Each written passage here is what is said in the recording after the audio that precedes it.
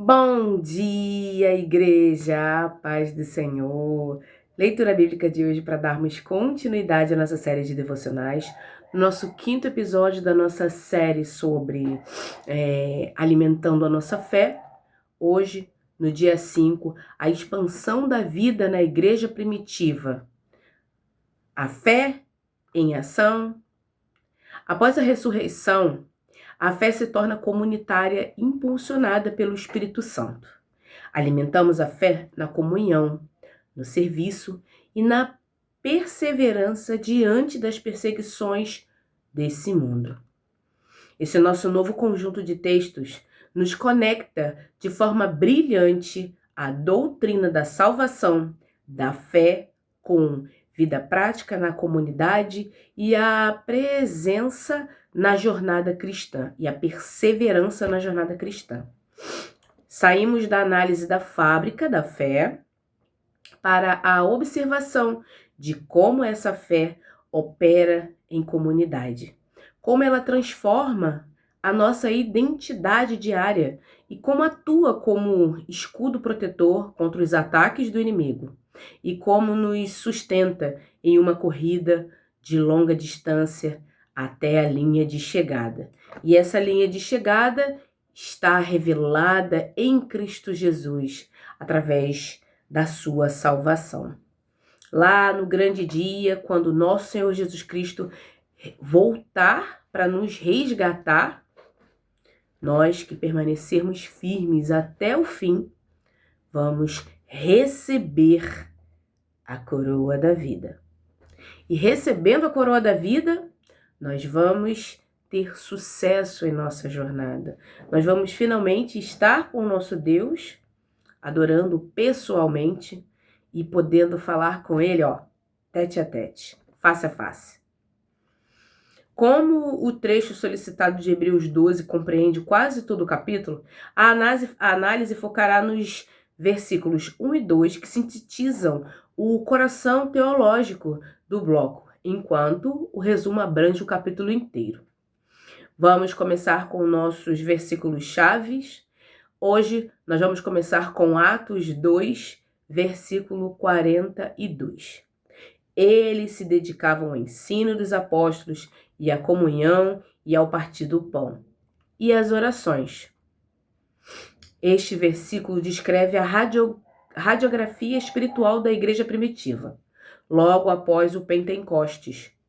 O verbo dedicavam no grego é exan proskaterhoutens,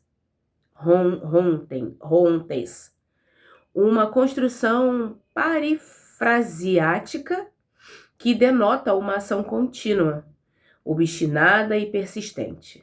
Eles não faziam isso esporadicamente, era um estilo de vida. Estava enraizado na cultura da igreja do primeiro século, aonde íamos de casa em casa, buscarmos uns aos outros, alimentarmos uns aos outros com fé, perseverança, ajuda, tanto monetária quanto psicológica, porque era um período bem hardcore, era um período bem brabo, aonde os irmãos do primeiro século estavam passando por uma perseguição muito severa. E essa perseguição era por causa da fé. O texto ele aponta 4 pilares fundamentais. Didache ton apostolon, o ensino dos apóstolos, a submissão à doutrina revelada, tekoinonia, a comunhão, relações profundas de parceria, mutualidade e compartilhamento de vida. Klassei, tou artou, ao partir do pão. Refere-se tanto às refeições comuns feitas em conjunto, quanto às celebrações da ceia do Senhor. Aqui nesse versículo, nesse contexto, a gente consegue identificar que a comunhão é um ato e a ceia é outro ato. Muitos confundem, acham que o partir do pão é só você pegar, fazer uma refeição com o seu irmão e tudo bem. Não, mas Jesus deixou revelado: este é o meu corpo, comam, este é meu sangue, bebam. Fazer isso em memória de mim. Todas as vezes que ceiamos, nós estamos anunciando para o mundo que Cristo Jesus morreu, ressuscitou e hoje vive em nossas vidas. E que Ele vai voltar, que nós nos mantemos firmes na esperança de que Ele vai voltar. Tais procel chás. As orações no plural, no original, sugerindo tempos de orações litúrgicas, reuniões de orações e oração comunitária e intercessão constante. Ou seja, essa união que os irmãos do primeiro século tinham era basicamente porque, começo, eles moravam perto uns dos outros. Esse é um ponto primordial, principal. Eles moravam perto uns dos outros, e por morar perto uns dos outros, eles tinham o hábito de ir na casa uns dos outros. Por exemplo, eu moro perto de uma determinada irmã. Eu faço visitas a ela constante, ela me faz visita constante, eu ajudo ela quando ela necessita, ela me ajuda quando eu necessito, e assim a gente consegue caminhar e prosseguir direcionando nossa vida para o alvo, que é Cristo Jesus, né? Acrescentando o quê?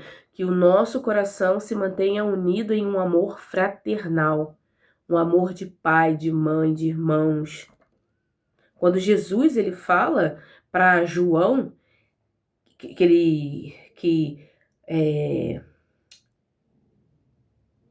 que Jesus entrega João para Maria e Maria para João, ele está falando o seguinte: olha, o meu lugar já não é mais aqui. Eu não sou desse mundo. Um dia vocês vão estar comigo, mas cuida dela. Ela cuida de você. Todos dois, um cuidando do outro, ambos. Porque ainda ficaram aqui nesse mundo, ainda continuaram como seres humanos. Permaneceram como seres humanos. E por permanecerem como seres humanos, nós como seres humanos, nós temos dependência uns dos outros. Eu dependo de você e você depende de mim. Eu tenho algo que te acrescenta e você tem algo que me acrescenta. E por isso corpo, por isso que Jesus ele denota a igreja como corpo. Ele exemplifica a igreja como corpo.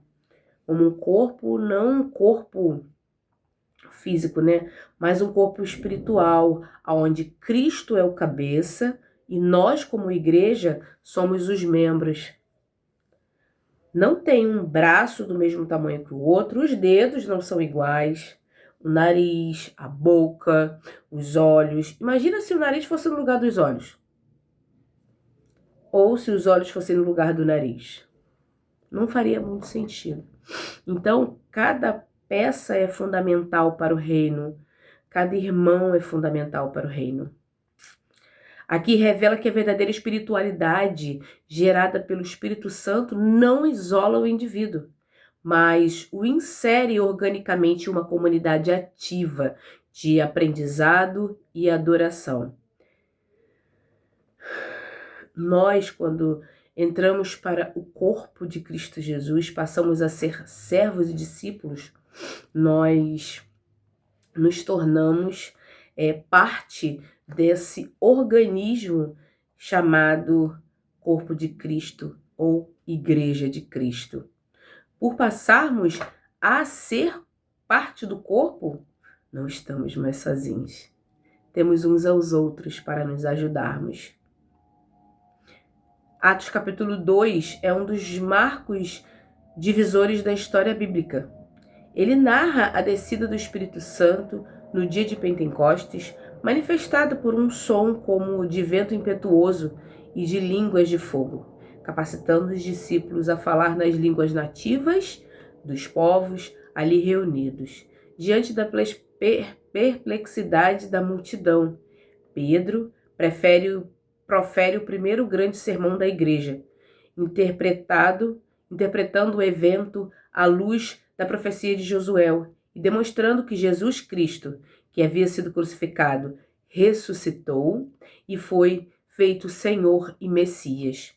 O impacto da mensagem gera arrependimento de cerca de 3.000 pessoas, culminando no belíssimo retrato da comunhão, generosidade e milagres que encerra o capítulo. Aplicações. Muitas das vezes, vivemos um cristianismo excessivamente individualista, onde ir à igreja se resume a assistir um culto e ir embora sem criar laços. O modelo de Atos nos desafia a resgatar a profundidade dos relacionamentos. Dedique tempo para estudar a palavra em grupo. Abra sua casa para refeições com irmãos na fé, envolva-se em reuniões de oração e compartilhe suas lutas e vitórias. A fé cristã foi feita para ser vivida no plural, no todo, em união, em unidade. Se você não sabe onde estudar a Bíblia, procure uma das escolas da Bíblia mais perto de você, ou se não for perto, faça como eu, que leva mais ou menos 1h30 para chegar lá na congregação.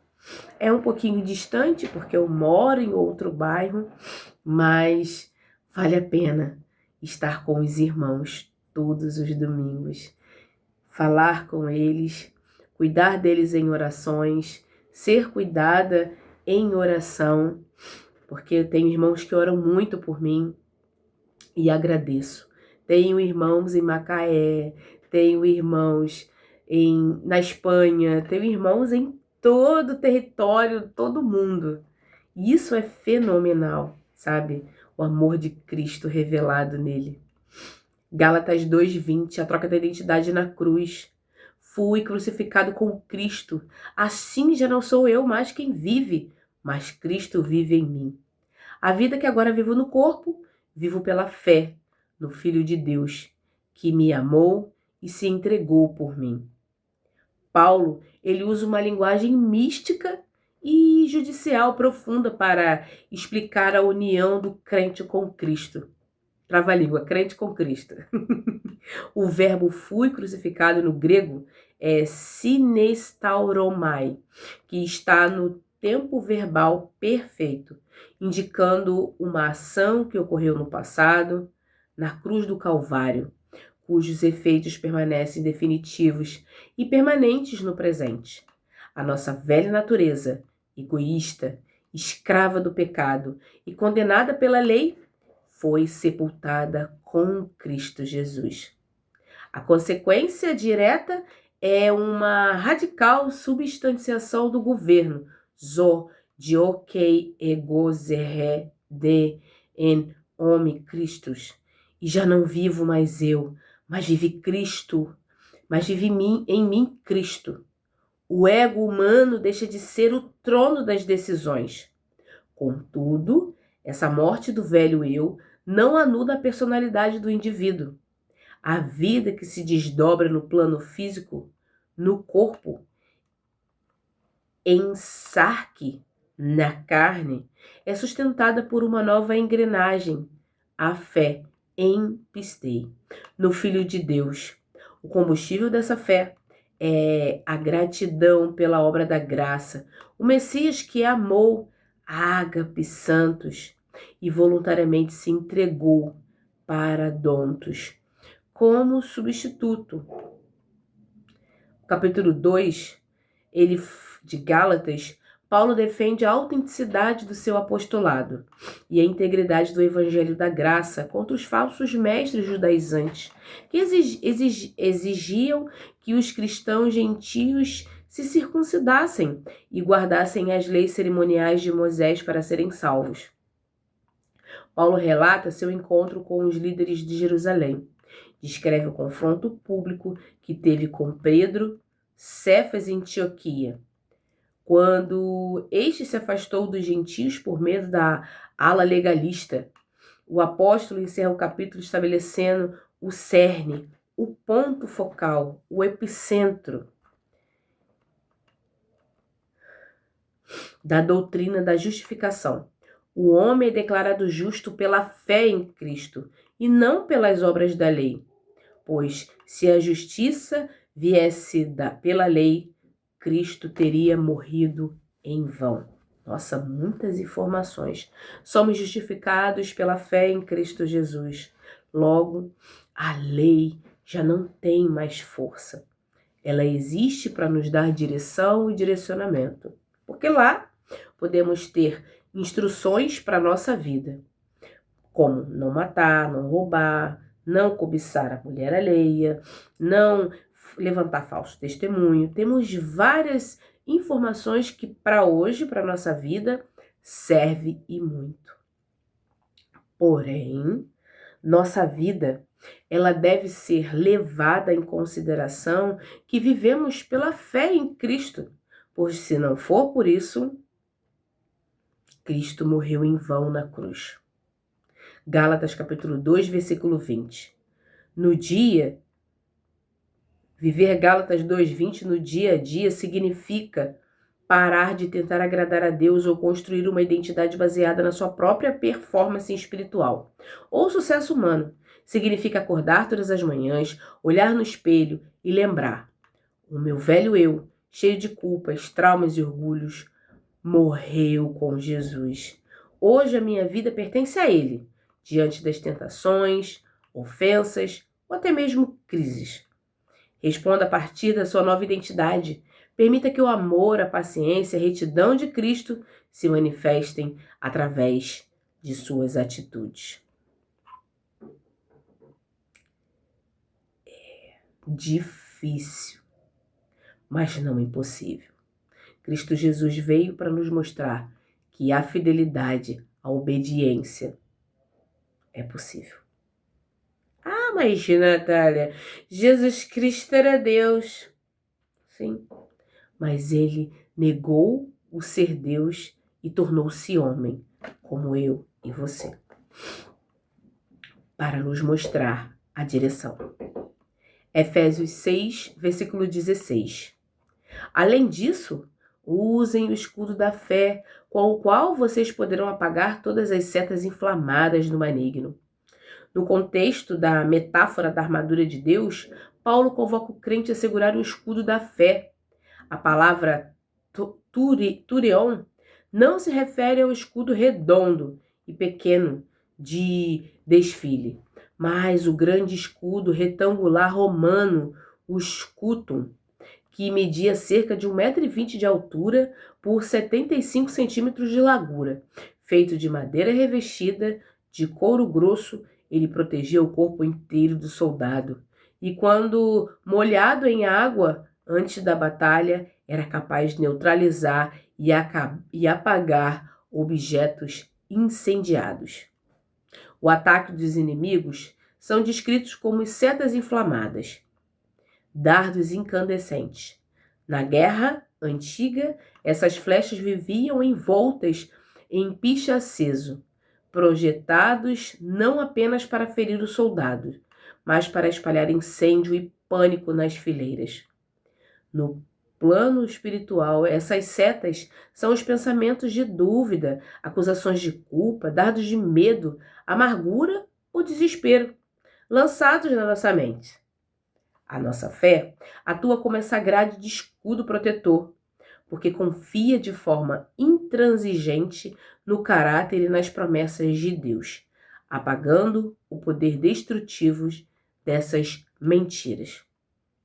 O capítulo 6 de Efésios começa detalhando os relacionamentos práticos dentro da nova sociedade cristã, instruindo filhos e pais, escravos e senhores, sobre como viver em submissão e respeito mútuo o senhorio de Jesus Cristo. A partir do versículo 10, Paulo muda o tom do discurso e faz uma convocação militar solene. Ele adverte que a nossa verdadeira luta não é contra o sangue e a carne, que são seres humanos, mas contra forças espirituais do mal nas regiões celestiais. O apóstolo ordena que a igreja se revista de toda a armadura de Deus: cinto da verdade, couraça da justiça, calçado do evangelho, escudo da fé, capacete da salvação, espada do Espírito. E encerra enfatizando a necessidade absoluta da oração vigilante. Aqui nesse canal tem um estudo detalhado sobre essa armadura, item por item, dia a dia. Aplicação. O diabo ataca nossa mente todos os dias. Sussurramos mentiras como Deus te esqueceu, você não tem perdão, esse problema vai te destruir, ou você é um fracasso. Se você tentar debater com essas setas inflamadas usando apenas as suas emoções, você será queimado por elas. É preciso levantar o escudo da fé no momento exato em que os pensamentos de medo ou acusações vierem contra-ataque, a mentira com uma verdade bíblica. Se o dardo diz que você está sozinho, levante o escudo crendo na promessa. Eis que estou convosco todos os dias. A fé protege a sua mente, blindando o seu coração na verdade. Hebreus capítulo 12, versículo 1 e 2. Portanto, também vós, visto que temos a rodear-nos tão grande nuvem de testemunhas, desembaraçando-nos de todo o peso e do pecado de tenazmente nos assedia. Corramos com perseverança a carreira que nos está proposta, olhando firmemente para Jesus, autor e consumador da fé, o qual, em troca da alegria que lhe estava proposta, suportou a cruz, não fazendo caso da ignomínia, e está assentado à destra do trono de Deus. Essa é a nossa esperança. Cristo Jesus está sentado à direita do nosso Deus, do Deus maior, do Pai, do Criador. Cristo Jesus está lá, olhando e intercedendo por nós. Só basta acreditarmos. O autor de Hebreus constrói uma metáfora esportiva, vivida baseada nos jogos gregos. A grande nuvem de testemunhas refere-se aos heróis da fé ilustrados no capítulo 11. Eles não são espectadores passivos em uma arquibancada assistindo a nossa vida. Eles são testemunhas no sentido de que suas histórias de fidelidade testificam e provam que é possível confiar em Deus até o fim. Para vencer essa maratona espiritual, o autor dá 2 ordens preparatórias. Livre-se de todo o peso ou o atrapalho, elementos que podem não ser pecados em si mesmo, mas que sobrecarregam o atleta e tiram a sua agilidade, como distrações, ansiedades, excesso de bagagem terrena. Deixar o pecado que nos envolve tão facilmente, como uma roupa longa que se prende nas pernas do corredor, provocando a queda. A corrida deve ser feita com perseverança, constância, resistência sob pressão. O segredo da navegação do atleta: olhar fixamente, desviar os olhos de todas as outras distrações para focar exclusivamente em Jesus. Ele é o pioneiro, o desbravador que abriu o caminho e lidera a marcha da fé. E o teleitoen, o consumador, aquele que levou a fé sua perfeição máxima e garante nossa recompensa na linha de chegada. O capítulo 12 de Hebreus é uma exortação dramática à perseverança e à santidade diante do desânimo e das perseguições. O autor usa a metáfora da corrida grega e desenvolve uma profunda teologia de disciplina divina, explicando que o sofrimento enfrentado pelos crentes não é sinal de abandono, mas a prova de que Deus os trata como filhos amados, visando o amadurecimento e a santidade deles. O texto, ele adverte contra a profanação, usando o exemplo de Esaú, que trocou a sua herança por um prato de comida. O capítulo culmina em contraste monumental entre a antiga aliança, no Monte Sinai, marcado por fogo, escuridão, pavor e rigidez, e a lei, e a nova aliança do Monte Sião celestial. A Jerusalém de Deus, o autor encerra advertindo que não devemos rejeitar aquele que fala dos céus, pois o nosso Deus é um fogo consumidor e o seu reino é inabalável e intransponível. A vida cristã não é uma corrida de 100 metros, é uma maratona de longa distância. Haverá dias de cansaço, subidas íngremes e dores no processo. Se você quiser terminar bem a jornada, avalie o que tem carregado, que pesos, mágoas passadas, busca obsessiva por bens materiais, distrações digitais, estão roubando seu fôlego espiritual? Deixe esses pesos de lado, abandone os pecados de estimação e, acima de tudo, mude o foco dos seus olhos. Pare de olhar apenas para as crises ao seu redor ou para as suas próprias falhas e fixe o seu olhar em Jesus Cristo, na sua vitória e no exemplo de resiliência que ele deixou. É dele que vem a força para dar ao próximo passo. Ao integrarmos esses 4 eixos do Novo Testamento, desenhamos um mapa estrutural de como a fé opera na prática, protegendo, moldando e impulsionando a jornada de Cristo. A fé precisa do solo comunitário para crescer. 6 dias de dedicação obstinada aos 4 pilares fundamentais. Atos 2:42. Ensino, comunhão, partir do pão e orações. A identidade da fé é novo governo. A transmissão da raiz interna do indivíduo. O velho eu executado na cruz e Cristo assume a regência da vida. Gálatas 2:20. A morte do ego. Cristo vive em mim, vida no corpo sustentada pela fé. A defesa da fé, o combate diário.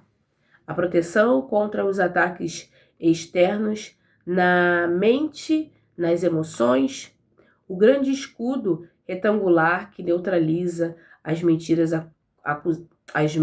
e acusações. Efésios 6:16. Escudo da fé, apagar as setas inflamadas do maligno. O destino da fé, a longa maratona, a perseverança histórica até o fim da jornada cósmica, limpando os pesos e os pecados, correndo com os olhos fixos no alvo. Hebreus 12, versículo 1 e 2. Nuvem de testemunhas, olhar fixo em Jesus, o autor e consumador. Este estudo unificado nos ensina que a vida cristã vitoriosa depende de um alinhamento perfeito entre comunhão comunitária, identidade crucificada, proteção mental e foco absoluto na pessoa de Jesus. O Espírito Santo inaugurou em Atos capítulo 2 um modelo de comunidade que serve para incubadora para a nossa fé, mostrando que precisamos do ensino, das orações, do apoio mútuo para sobrevivermos. É dentro desse ambiente de graça que compreendemos a revolução de Gálatas 2:20. Fomos libertos do fardo de tentar provar o nosso valor na força do braço, pois a nossa velha natureza foi crucificada e agora é o próprio Cristo que vive em nós. Assegurados por essa nova identidade, somos capacitados a enfrentar as batalhas espirituais cotidianas descritos em Efésios 6. Nós não lutamos desprotegidos. A nossa confiança inabalável no caráter de Deus ergue-se como um escudo romano massivo, capaz de blindar a nossa emoção contra os dardos de culpa, medo e desespero lançados pelo inimigo. Munidos dessa defesa, inseridos no corpo de Cristo, podemos encerrar o desafio de Hebreus 12, correr a maratona da existência sem desmoronar, despindo-nos das bagagens inúteis e dos pecados que tentam nos travar. Corremos com passos firmes e perseverantes, porque os nossos olhos não estão focados no tamanho dos obstáculos das pistas, mas fixos no horizonte, na pessoa extraordinária de Jesus. Aquele que começou a boa obra em nós e que nos aguardará e nos guardará até a linha de chegada, com a coroa da vida eterna. No dia de hoje, Como alimentar a fé? Não caminhando sozinho. A fé crística se alimenta na comunhão que é a igreja local, no comportamento, na experiência e na oração mútua. Mantemos-nos fiéis, firmes e de pé, unidos no amor de Cristo Jesus. Amém? Vamos orar? Paizinho amado e querido Deus, graças te damos por mais um dia que se chama hoje, Senhor. Muito obrigada, Pai, pelo teu amor, pela tua misericórdia, por tudo que isso representa em nossas vidas, Pai. Muito obrigada por tudo, porque o Senhor é bom, porque a tua misericórdia é melhor ainda, porque o Senhor sabe de todas as coisas. E nós precisamos e necessitamos do Senhor, Pai. Muito obrigada pelo dia de hoje. Perdoe nossos pecados, perdoe nossas falhas, dirija a nossa vida. Hoje eu oro, peço e já te agradeço. Em nome de Jesus. Amém.